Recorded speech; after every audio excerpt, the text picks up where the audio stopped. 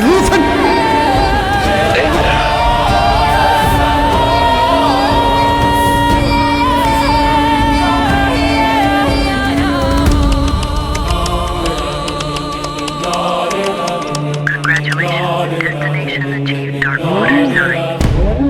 There you are, let's go.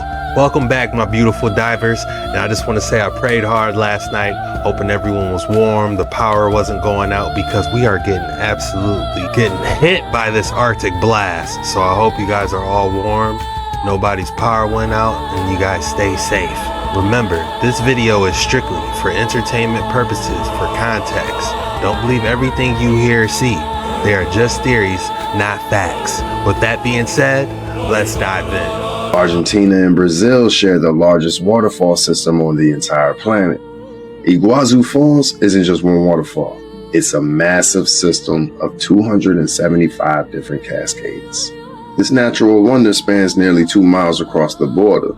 The main attraction is the Devil's Throat. 80% of the river's entire flow crashes into this massive canyon.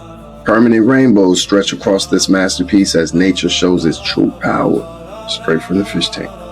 It does make you think, where is all that water continuously coming from? One thing even they didn't know, though, I'm wired too. I replaced 98% of my own noodles with nanotissue years ago. But mine's different. It's built to send, to transmit, whereas every other nanocell that I put out there, including the ones in your head, Kafel, designed to receive. I think it, and you do it.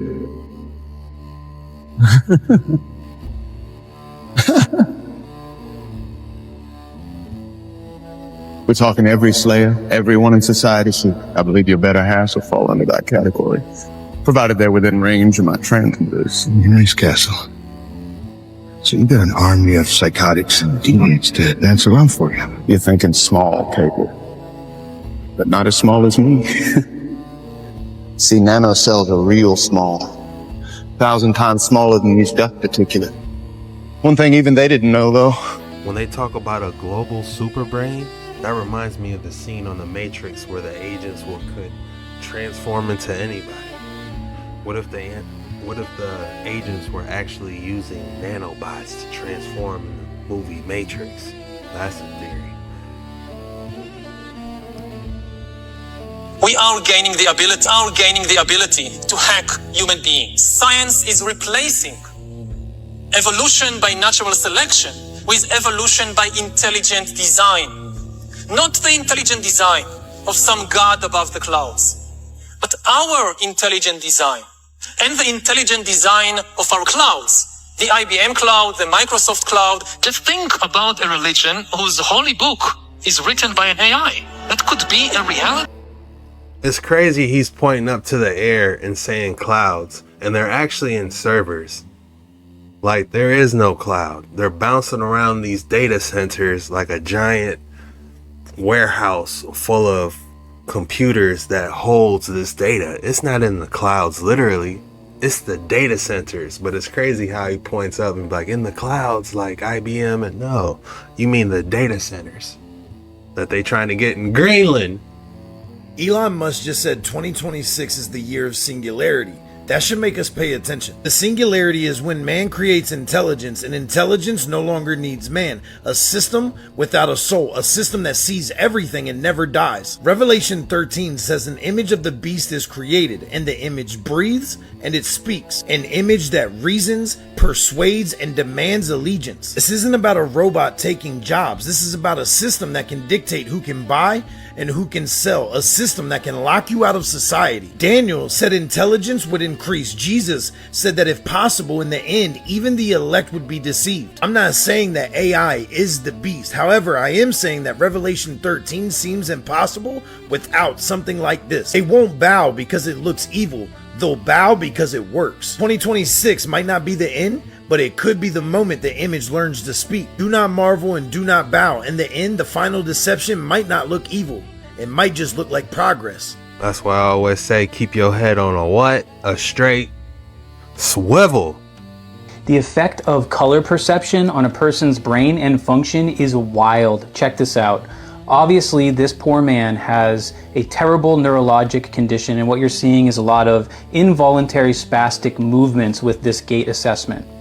Now, here's where things get very, very interesting. What this guy is going to do is put on blue glasses just like the ones that I'm wearing, where the lenses are actually blue. And as soon as he puts them on, look what happens. All of a sudden, most of that involuntary movement is now inhibited, and his gait assessment is so much better. Crazy. So the experiment continues. They take off the glasses and the movements return. But check this out. Now, this gentleman's using a blue piece of paper and just holding it in front of his face and actually getting a very similar effect. And here's his gait assessment.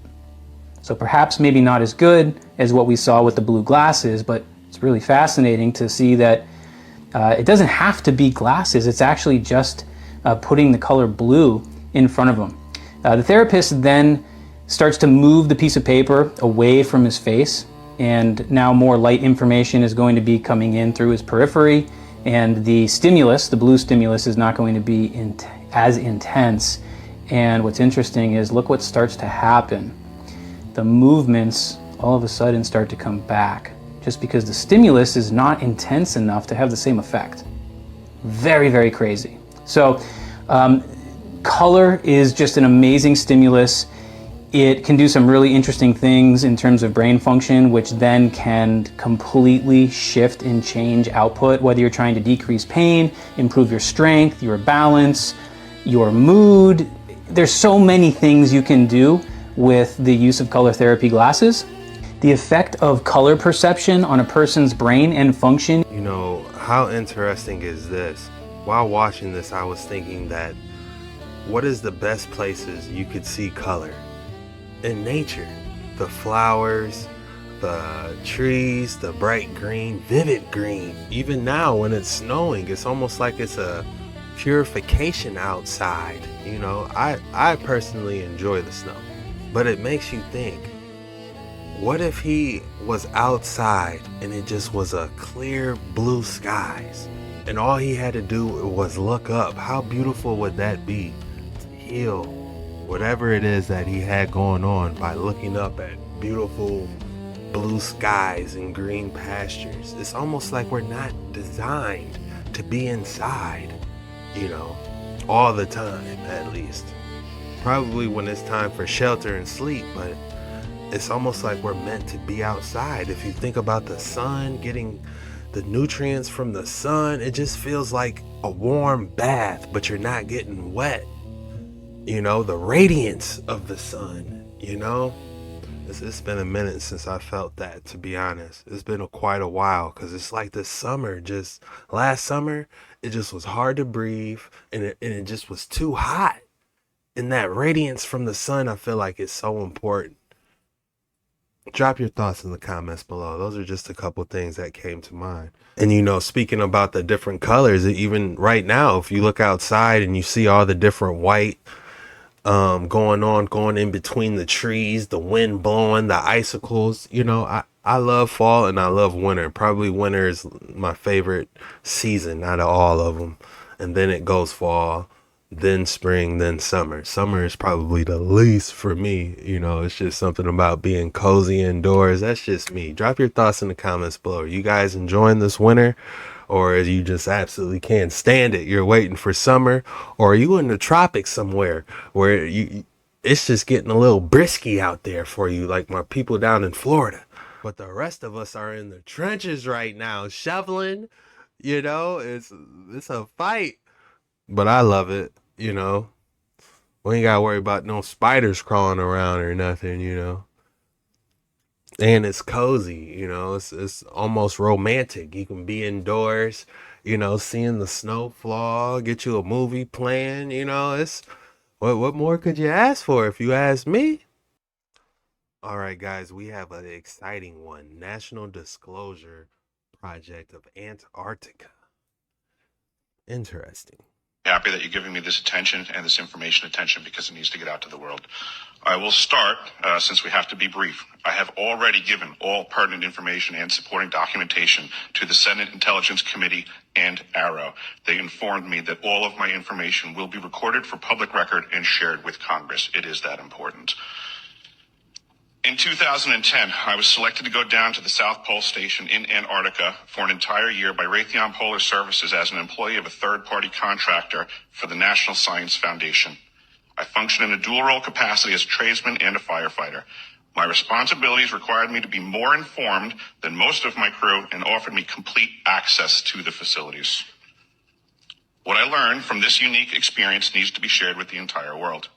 The technology at the South Pole Station certainly can do what it is presented as its primary purposes, and unfortunately, much more. The Ice Cube Neutrino detector is presented as a passive listening device for the purposes of the science as presented. But I'm going to skip right through the chase, folks. I have provided documentation that proves that the 5,160, what they call DOMs, that are embedded in the ice can actually transmit at 2,047 volts each. That gives us a long list of things to consider. It is effectively a multifaceted directed energy weapons platform that I will list rapidly a few things that it can do. Vehicle detection. We're learning that these off-world craft, on-world craft, ours or other nations, are also emitting neutrinos. So this makes the South Pole Station effectively an air traffic control station for this. What's a neutrino? Activate submersible. Let's see what a neutrino is real quick.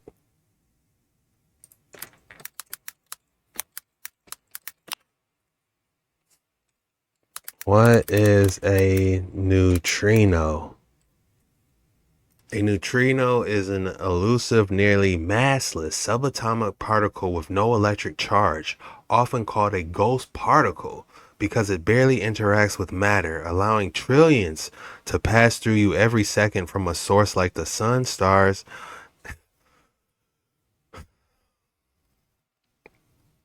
They are produced in nuclear reactions and come in 3 flavors: electron, muon, and 2. All right, I don't know how much I can trust this, but that's what they tell us a neutrino is. So they say it has no electric charge, but can I even trust that? You know, I literally keep my head on a swivel. They might say something, but at least we got, it's in the ballpark of what it might be. It's a subatomic particle that it might carry an electric charge is what I'm going with. New level of equipment that nobody's discussing. In addition to the ability to detect neutrinos and the exotic vehicles, I have provided documentation that shows that this is also a system for faster than light communications. In the past, Gary McKinnon has hacked NASA, found the off-world fleet, the list of captains, and it's apparent that if we have faster than light vehicles moving throughout the system, we're going to need faster than light communications. This is that facility. Unfortunately, I have other bad Faster than light? Nothing's supposedly supposed to be faster than light, right? news. The season that I was there, 2010 to 2011, we converted from construction to operations and maintenance in both the elevated station and the detector array. Unfortunately, when they first fired it up, that was when we had the earthquakes in Christchurch, New Zealand. There was 2 incidental shots before they were able to target it correctly. This is an earthquake generating device as well. This is the weapons of war that we have to deal with now and what Raytheon's hiding. There's an ELF system at the South Pole Station that when I arrived, I was told it was off, dismantled, and completely defunct. In my work, I will rapidly just tell you, I had to figure out the circuitry for certain other repairs, and I found that this system is in fact completely energized, up and running, and being utilized with the other systems for nefarious purposes as well. The Atmospheric Research Observatory is in what we call the clean air sector. I witnessed myself a very powerful green laser shooting out of the top of this facility into the cosmos. This, I believe, is a secondary form of long-range communications and or a defense system. I am not saying that we need to... Damn, he's not lying. There is a green laser that they shoot in Antarctica to try to detect something. Wow, you gotta see this. Activate submersible. We are on a dive.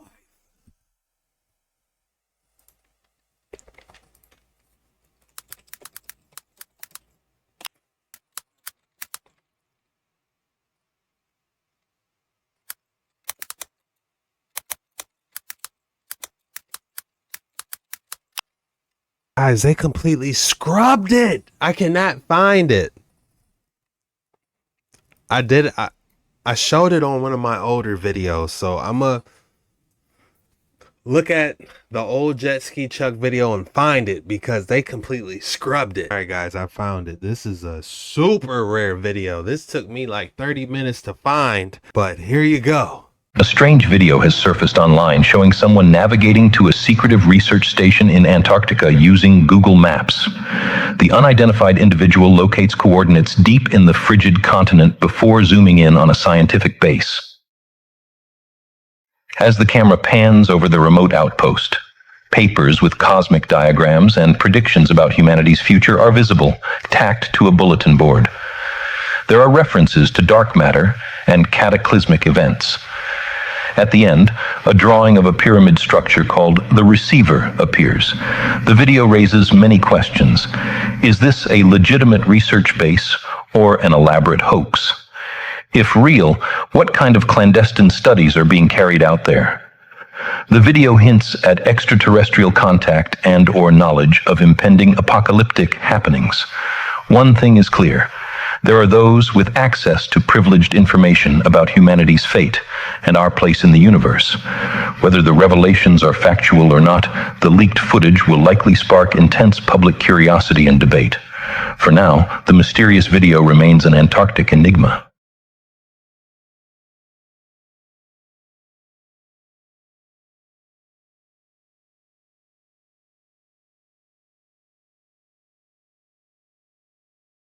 So while we were watching that last video, right, and he was talking about a green beam,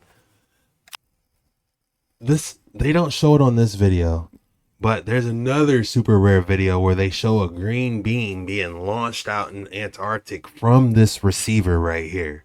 So it's just, I find it absolutely fascinating connecting these two dots. Don't worry, your boy's going to be working a lot harder getting all this categorized for us and getting all the information put together. So when this guy is talking about these machines in Antarctica being able to detect stuff, that was not the first time I've heard about it. And actually there's a rare video out there of a green beam being shot out of some pyramid looking structure in Antarctica, or it was snowy sub-zero conditions. I don't know where it was, but that was the vibe. It was like in Antarctica. So whoo, I love this stuff. I really do. To be scared of anything that's out there, but please understand the military industrial complex is happy to invest all of your money in alleviating their fears. A question of power comes into play for all of these facilities that are present. I assure you, I knew what was going on. I knew the load demands of the facility, and all of these new items exceed the demand for the systems that I was presented. I am doing due diligence and research. I believe there is either a secondary power supply there that is either nuclear, that was there prior to the start of the Antarctic Treaty, which prohibits such things, and or that there is some sort of exotic power supply system there that just is not in the verbiage of the treaty, so it negates the responsibility to the parties involved. The verbiage is not specified in the Antarctic Treaty. Yeah, everyone we can't do anything here, but this secret energy supply, we can harvest this. This not in the treaty, bucko. I think that pretty much covers it for time. If anybody wants to find out more, I have a website where all this information is at. For brevity, I'll wrap it up, but you can go to deciphering.tv. I've documented all of this stuff, and information is available. I need that shirt he has. I need to start wearing something with some Antarctic badges. I hear you, brother. Let them have it. Operation Highjump in 1946, the alleged footage of them showing green lush lands beyond Antarctica. Theorized that, somewhere around there, that's where the Ancestral Republic is. Then rugged mountain ranges as far as the eye can see. Bunger leans forward in amazement. His eyes have caught a sudden and unbelievable change in scenery. The universal white is turned to chocolate brown, dotted with blue. A cameraman goes into action. 300 square miles of land without snow. Pictures alone will prove Bunger has discovered a warm oasis in the shadow of the pole. It is for such supreme moments as this that men brave the hardships of exploration. The astounding, undreamed of fact is that they are over a chain of warm water lakes, whose shores, except for small patches, are free of ice and snow. Commander Bunger circles the largest lake in sight, 5 miles long. He comes in to make a landing. Water temperatures must be recorded. Sample is taken. He finds the water fresh, the temperature 38 degrees Fahrenheit. On the shores are vast deposits of coal and of minerals of the utmost importance to civilization. I truly believe Earth is the new frontier. There's so much stuff out there that we don't know. And, yeah, you guys heard that we're going back to the moon, right? Oh, don't worry. I'm going live for that. We are going to talk about it. I don't even have to say nothing, because under every single video or post I see talking about them going to the moon, you guys already know what's going on, man. It's crazy, because like 10 years ago, I would have to do a dissertation in front of my friends and family to try to let them know what's going on. And they'll all look at me like, you're crazy. You're in that rabbit hole. Okay. Now I feel like we at 50-50 now, like almost like 50%. If we had to take a human population and you have to say, hey, did we do it or did we didn't? You guys know what I'm talking about. I would say it's almost like 60-40 of the people say we didn't do it. You know what I'm saying? Nobody loves space more than me. Let me just say that. Star Wars, Halo, the Destiny franchise, Star Trek, nobody's a bigger fan than space than me. Interstellar is one of my favorite movies. What's the guy, The Martian, where he was stuck on Mars? I love those movies. This is my spaceship in Destiny 2. I would just sit inside it and just look at the ambience and not even play the game. I would love to see a spaceship and go out to the next frontier, but I hate to be the bearer of bad news. We do have a civilization of humans that broke out of the ice wall before the last reset, the Ancestral Republic. These lands were discovered by William Morris whenever he escaped the ice wall. Now this was during the late 1700s whenever they found this map and were able to escape through the ice wall, as you can see here. And after they made it on the other side of the ice wall, they ran into the Ancestral Republic ship. And this is where they met the humans who already live outside of the ice wall, who left before the last reset, which This is hilarious. Why do they have pilgrims meeting the Ancestral Republic? If I had the time, I would make a movie on the Ancestral Republic for us. But man, that would take at least a month. Which the last reset was during the times of the Tartarian Empire, whenever the Custodians and the Anunnaki came and the Giants helped us to try to battle them. Now many of the humans who did escape were descendants of the Atlanteans from Atlantis, and that's how they built Tartaria in the first place, which is how they had the knowledge and the technology to build the Ancestral Republic. Which on the inside of the ice walls, all of our technology was lost and we were basically set back to the caveman days, which is when the Anunnaki came in and built the pyramids and tried to take over and act as if they were gods. But we do still have the humans that are our ancestors who exist in the Ancestral Republic who do want to come in and try to rescue us. They just have the Custodians, Anunnaki, and the Reptilians to battle against, and the Anunnaki and Custodians are far more advanced than the Ancestral Republic. Yeah, it gets a lot deeper. It was actually in this book that we were reading on live. We didn't get to finish the book, but it might be time to pick it back up. It also speaks about alien greys being created and being created by the Custodians or the Anunnaki and like basically used like clones, like how the Star Wars Clone Wars, like that was basically taken from this story. and the alien grays were basically the clones, and they just sent them out to do their bidding. The Anunnaki and custodians came to the agreement to use the grays. It's a crazy story, but it does fill a lot of holes. They also speak about the pyramids being like generators from the Anunnaki. Like it was like they were weapons. Like when you see a pyramid, it was like, uh-oh, they can turn this boy on and cause a reset. Very interesting story, and we will be diving into it more soon. Drop your thoughts in the comments below. I'm super interested on your thoughts on that. Let's talk about it. It is because the bottom of the well is an untouched reservoir of natural resources. Strangely enough, when they talk about the Ancestral Republic is one of these lands, this isn't an actual map, but it's probably a good representation showing the Summer Strait, so you can get out of Middle Earth where we currently are, and one of these islands. They also say some of these islands rotate. How crazy is that? But yeah, this is where the Ancestral Republic is, and who knows how far this can expand. This could be Middle Earth is where we're at, and then there can be outside realm 39. For all we know, we don't know. It could be, we don't know. It gets crazy. It's just you're flying up and straight. You're not going curving back into the water. in the world today, an area as big as the United States that's never been seen by a human being.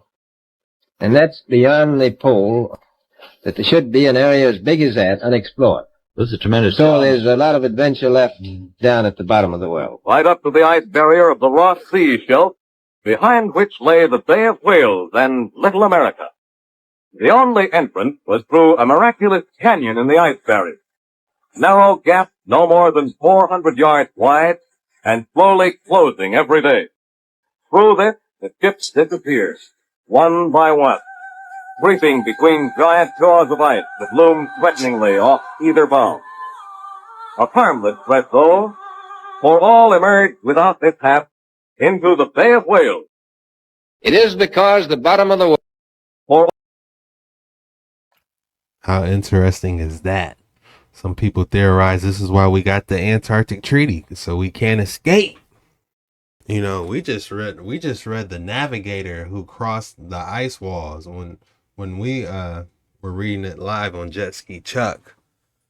That video's still up there if you want to check it out, but I'm gonna be redoing it with better graphics soon.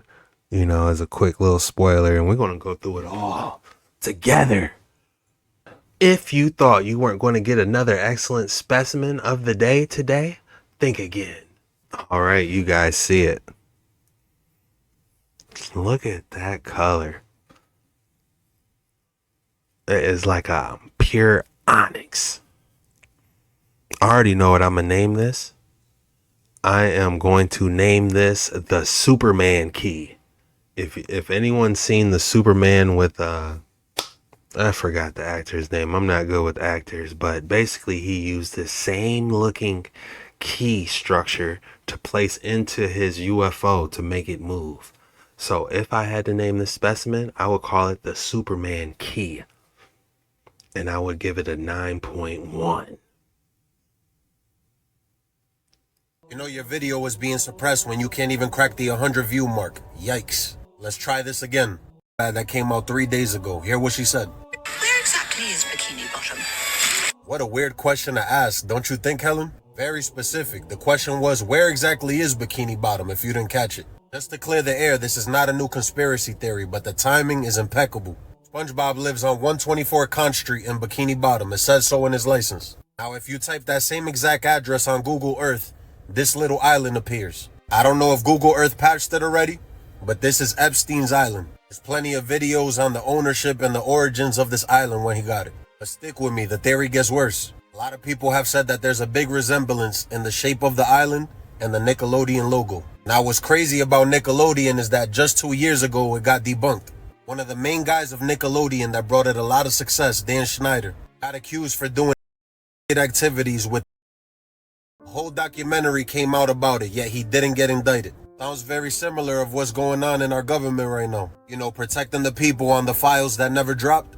Once again, like how I always say, these occultists, the elites, the powers that be, they need to tell us what they do. Because they believe they will not face the consequences in the afterlife. They throw these little encrypted secrets to us. But I don't believe in coincidences. This 1520s map is so crazy. First off, we have Cuba showing as North America or United States, because here's Isabella, which is actually Cuba, and that's how it shows on maps. But that's only a little bit.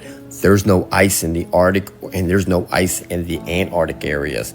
It's kind of crazy. And during these times in these lands, it shows a lot of cannibalism. And wait till you see some of the translation. People living past 150 years and just all kinds of craziness that I've translated on this map. TikTok, this is just for entertainment purposes only. We are sharing what we've translated on a real map that's available publicly. And we're just, sharing opinions and thoughts and ideas.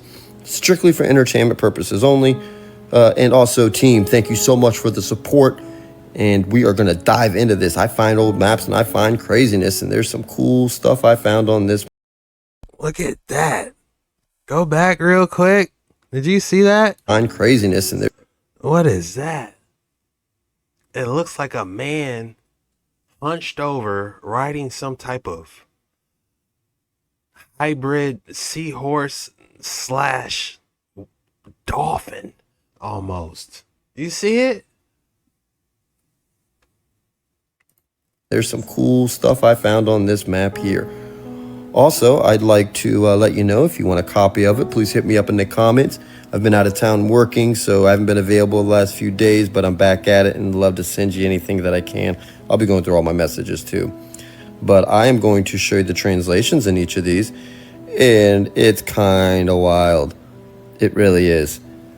So we'll just start with this one down here because I thought this was the most wild one. This is the Area 3, MB3, which, just so you can see that area, that's right here in South America, Brazil area. How interesting is that? I wonder if we could screenshot this, put this in ChatGPT and say, translate this for us. Oh my goodness, that might unlock a whole new paradigm to these maps.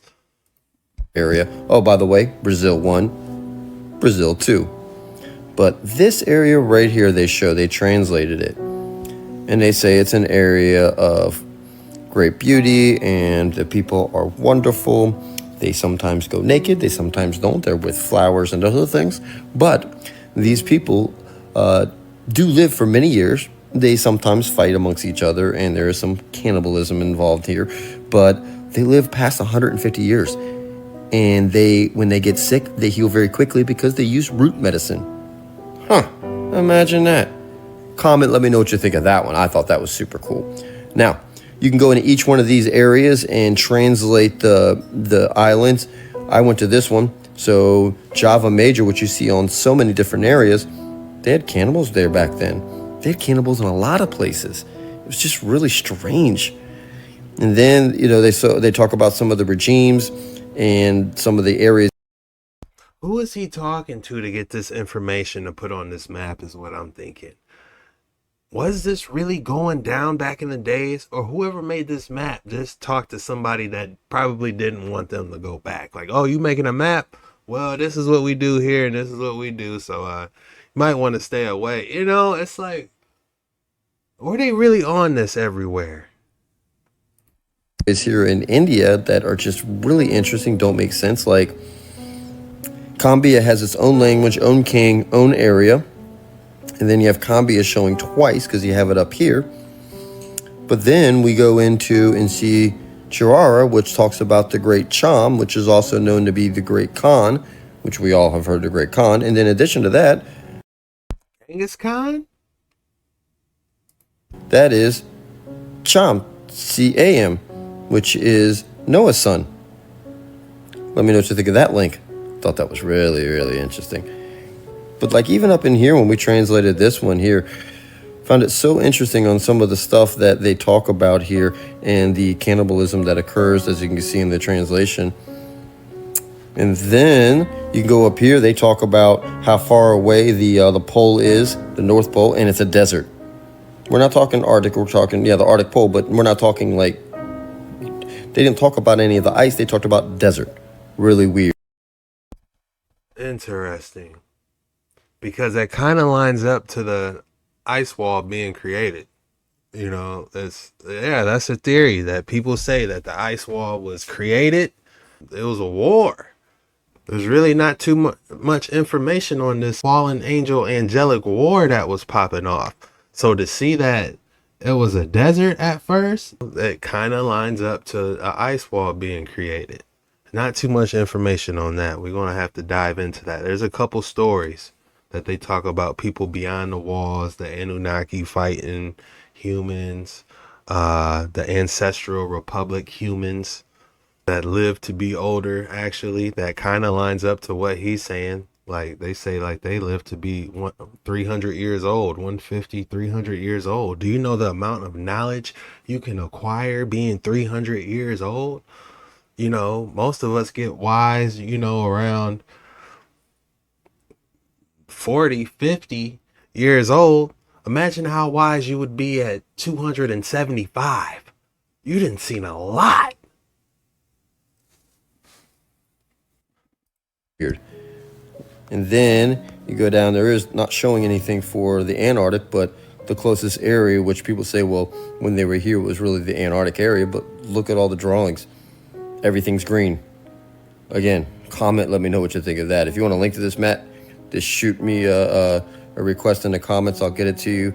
I've been out for quite a bit with work, traveling, and just I'm back now, so I can get to you and get everything taken care of. My apologies. Anyways, just such a cool, interesting map. This is where NB1 is at, which is showing that translation, which we went over now. And then, guys, this is just one map. There are literally thousands of different maps like these in different languages that people really can't explain, that really aren't mainstream. I'm gonna put together a file for you guys that has literally all of them, and I'm gonna put it on my website, Dark Waters 9. I'm probably do that tonight, honestly. So just so we could have a resource to look at all these different things, you know, without having to find videos. And you know, that's why I made darkwaters9.com. I haven't been working on it like I should, but it should still be there. And I'm gonna put all the different maps, all these strange videos that's getting scrubbed. You know, we need a spot we can have it all, you know? And everything you guys send me. I got videos, thousands of videos you guys been sending me. You know, we need a place to put them all. and right here, which you have Zapangra, which is Japan right here. And that shows NB2, which they'll talk about Japan right here and all the stuff with Japan. Just really interesting. And then last but not least, right down here where it talks about our Christopher Columbus and the two others, Americus and the Peter, which we don't hear much about Peter. So these translations were really interesting. It's interesting to see Antarctica here. And he talked about Peter. What did he say about Peter? Peter, which we don't. My boy Peter. In these places, lions, serpents, and other foul beasts are produced. Huh? Here, most dense forest, fragrant trees. I wonder what foul beast he's referring to. Fragrant trees, cedar. Derzinct? I never heard of that. Could these possibly be the large trees, I wonder? A greatest abundance of pearls and golds. These were found throughout the frequent voyages of the Spaniards and the Portuguese around the years of the Lord 1492, whose captains were Christopher Columbus, Genius the First, and Peter. Oh, I thought they were talking about the Apostle Peter. I got excited. That's all we have for today's video. If you made it this far, be sure you hit that like and subscribe button. Go ahead and share it while you're at it on all social platforms. It's your boy Jet Ski Chuck. The code word for today is new land. Drop new land in the comments below. That lets me know you made it all the way through the video and you really rock with your boy. And I just want to say thank you from the bottom of my heart of spending your time with me, and it means the world to me. And we got a lot of exciting stuff planned this year, and I can't wait to do it with you. This was the most mysterious TikToks on the internet today. See you soon.